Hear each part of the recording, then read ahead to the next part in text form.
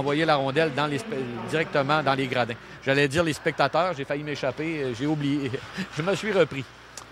Pendant ce temps, eh bien, l'Océanique est installé en territoire de Bécomo. Un tir, oh, et le but! Un tir à travers la circulation, là, ça a été arrêté au premier temps par Chingarov. C'est encore une fois un tir de Bergeron, le même genre de tir qu'il a exécuté de nombreuses fois durant le match hier. Il a encore fait la même chose là, en avantage numérique et un retour à courte distance. Chingarov, malheureusement, n'a pas pu maîtriser la rondelle sur le lancer. C'était pas évident. Et c'est 1-0 pour l'Océanique. Et un Martel à 6 pieds 2, 215 livres devant le filet et un Coxhead à 6 pieds 3, 200 livres. Écoute, on a de la misère à les tasser, là. Puis il faut être discipliné, il faut éviter le banc des punitions. Mais là, le Drakkar qui va de bon moment, là, on tente de s'installer dans le territoire océanique, c'est bien fait à Fortin. Un tir de Fortin, le but! Un tir de Fortin! L'ouverture était mince. Et Fortin crée l'égalité. Et c'est bien pour le Drakkar parce qu'on n'a pas trop tardé là, avant de se ramener dans la rencontre. Bien content pour le numéro 11, Fortin, qui vient d'inscrire un but fort important pour sa formation. Bien, un joueur qu'on n'a pas vu beaucoup, probablement à cause des punitions. Éric, qu'on a moins vu depuis le début de la période. Un Fortin... Et quand on parle d'enfiler l'aiguille, Daniel, avec Frataroli, beau trio, Hébert. Moi, Hébert, j'aime bien Hébert, son talent offensif. Et on voit, il est très content. Hein? Il est très content d'avoir ramené les deux formations. Beau travail du Drakkar qui demeure en territoire d'Océanique. Ouf, on a sorti la jambe un petit peu, là. Et on pousse en coin de patinoire, c'est Coxhead. Quelle force physique là, de la part de... Je parle de la force physique de Martel. C'est ce qui vient de donner une occasion de marquer à l'Océanique. Là. Il a renversé son opposant. Surtout à freiner la menace pour le moment. Ouellette jusqu'à Brunet.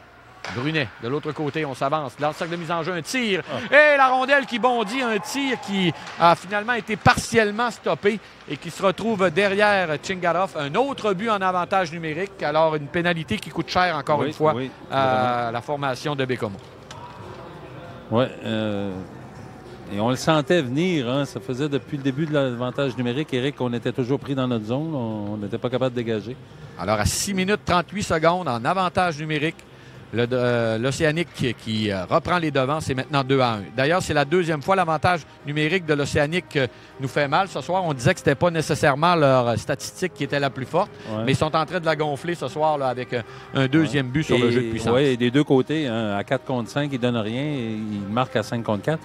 Et on a vu le talent. C'est difficile. Là, on a tout donné du côté de Les Tourneaux.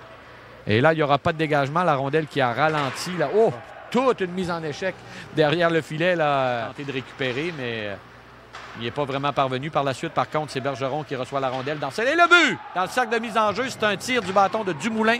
Il y a eu une passe de Bergeron là-dessus et Dumoulin vient de compter un gros but pour sa formation en avantage numérique. Encore une fois, l'avantage numérique nous fait mal. Oui, là, vraiment. Et encore la même recette du côté de Rimouski. Écoute, du monde devant le filet, puis... On crée de l'ombrage. Et puis c'est encore les mêmes noms qu'on nomme constamment. Là, Dumoulin qui marque, Bergeron qui a une passe. On va attendre dans quelques instants la confirmation s'il y a une autre mention. Coxhead, Martel devant le filet. Oui, c'est ça. Alors malheureusement, on parlait de Chingarov qui n'avait pas grand-chose à se reprocher. Il ne pouvait pas faire grand-chose là-dessus sur ce filet.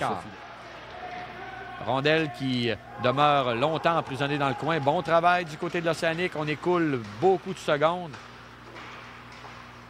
Mais finalement, Bécomo parvient à sortir gagnant avec le disque. Un tir, le but! Légaré! Et voilà, eh bien, il t'a fait finalement mentir sur la deuxième pénalité. Une passe de Ortiz sur le bâton de Nathan Légaré. Et on vient de réduire l'écart. Alors là, maintenant, c'est l'indiscipline de Rimouski qui commence à leur coûter un petit peu, là.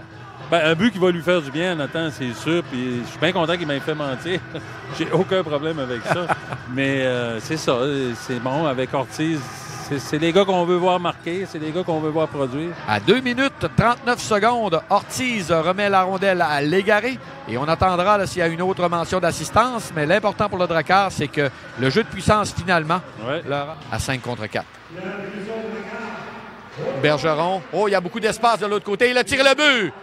Une passe de Bergeron de l'autre côté. Ça n'a pas pris de temps, Daniel. 6 secondes seulement après le début de cet avantage numérique. Et là, Ça fait mal, le Drakkar qui venait de regonfler sa confiance en rétrécissant l'écart. Et encore une fois, tu l'avais dit, Daniel, il ne faut pas prendre le banc, la direction du banc des pénalités. Et puis on l'a fait, là, encore une fois.